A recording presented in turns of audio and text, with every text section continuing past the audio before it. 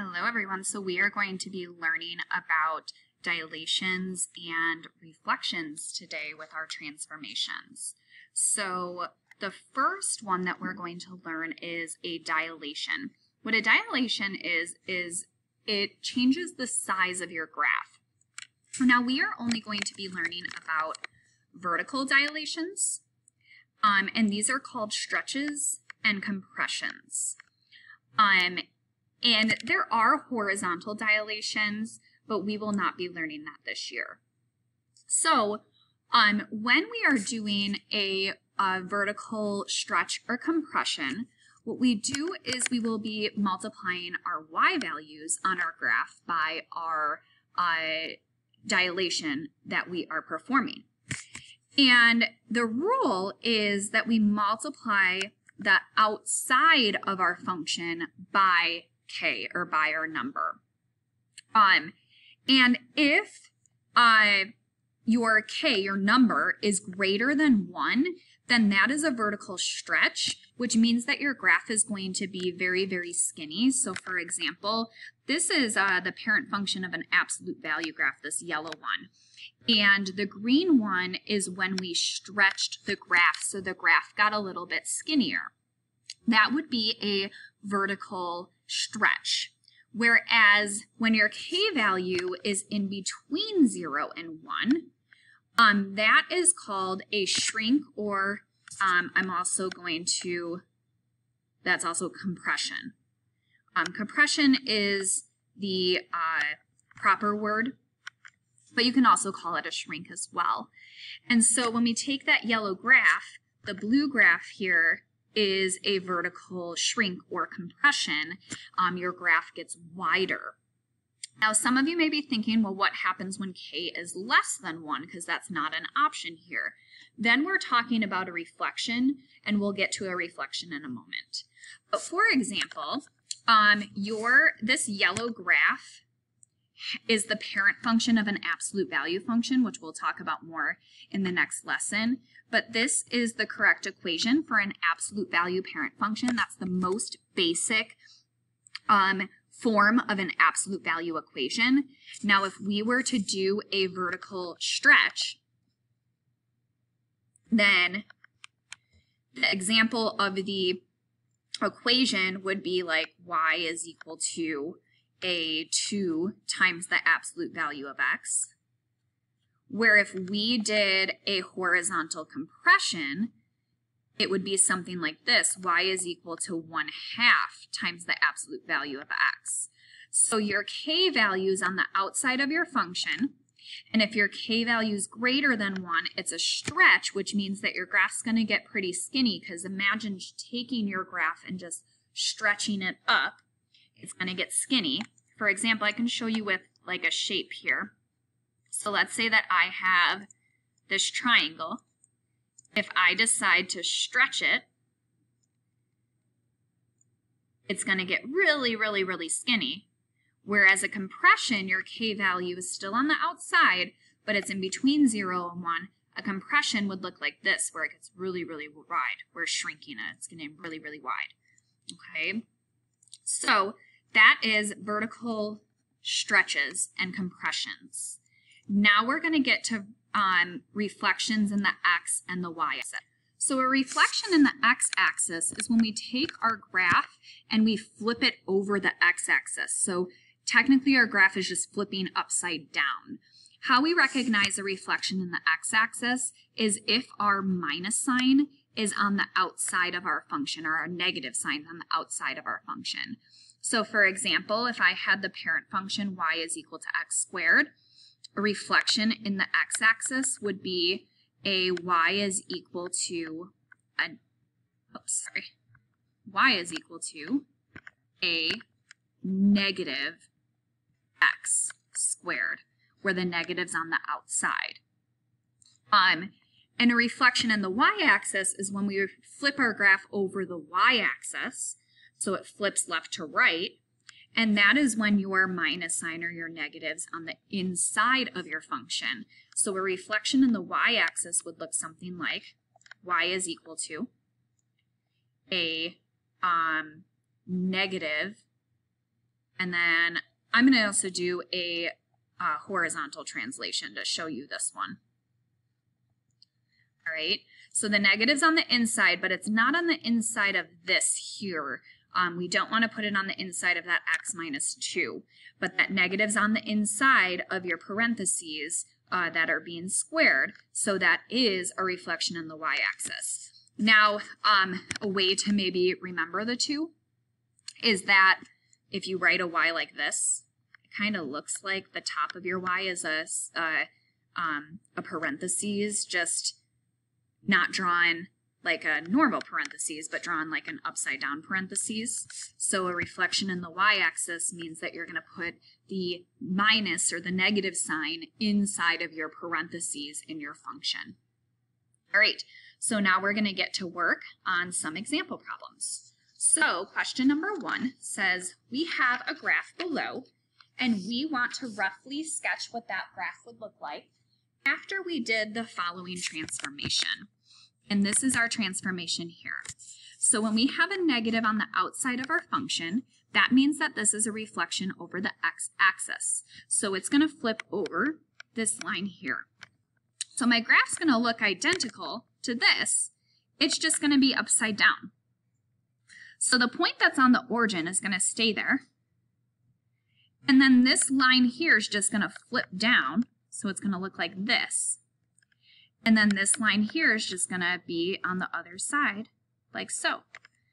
So this is the rough sketch of what it would look like after we flipped it over the x-axis. Right, moving on to the next page. So now it says to write a rule for the transformation described given the parent function y is equal to f of x. So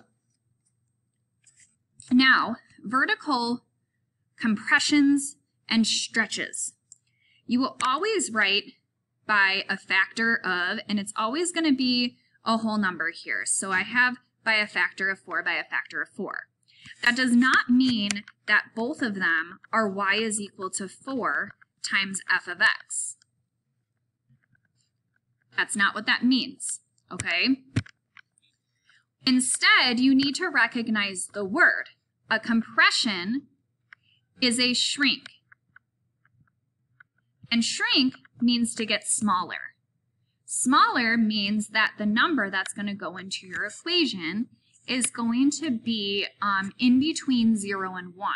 So 4 is not in between 0 and 1. So actually what we want to do is we want it to be the reciprocal of 4 in my equation. So for number 2, my equation would be y is equal to a 1/4 times an f of x. And that's the correct equation. Now for a vertical stretch, it's the opposite. Your k value is greater than 1, so your k value will remain as a 4. So we have y is equal to 4 times f of x.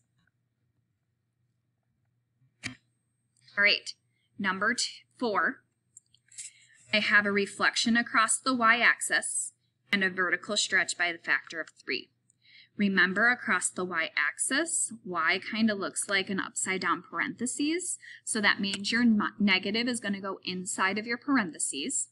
And vertical stretch by a factor of 3, since it's a stretch, your k is exactly that factor of 3. So I have y is equal to, the 3 goes on the outside of my f of x, while the negative goes on the inside of my f of x. This is your correct rule. So I actually think I'm going to jump down to number 9 here and do the description, because we just went from a description to an equation. So now I'm going to go from an equation to a description. Then we'll go back up to 5 through 8. So for this one, my negative's on the outside. So this would be, just that part, would be a reflection over the x-axis. Then we have to remember things that we learned in the last lesson. This -2 that's on the inside represents a horizontal translation. And that, remember, a horizontal translation is the hard one to remember. That is going to be a horizontal translation. translation to the right 2 units. Whereas the one on the outside, the vertical translation, is the one that's easier to remember. That is a vertical translation up 4 units. And that's it. That is your description, okay, of what happened. All right, going to number 5 through 8 now. This is one of those questions where I give you a point and you need to identify the new point after the transformation happened. Now, when we are doing a vertical dilation, this is actually a vertical compression, all right, a shrink. Remember I said at the beginning here that when we do a vertical compression, we're going to multiply our y values by k. So in my number 5, I'm going to be taking my point 6, 1, and my x values remain the same, but my y value is going to be multiplied by 1/2. Okay, so my new point is just 6, 1/2, because a 1/2 times a 1 is a 1/2. Okay, number 6, when you have a negative on the inside, that is a reflection over the y-axis. And when we have a reflection over the y-axis, your x value changes. And your x value just becomes the opposite sign of what it is now. So if it is a positive 6, it's now going to become a negative 6, and your y value remains the same. The reason why is you guys can visualize a graph.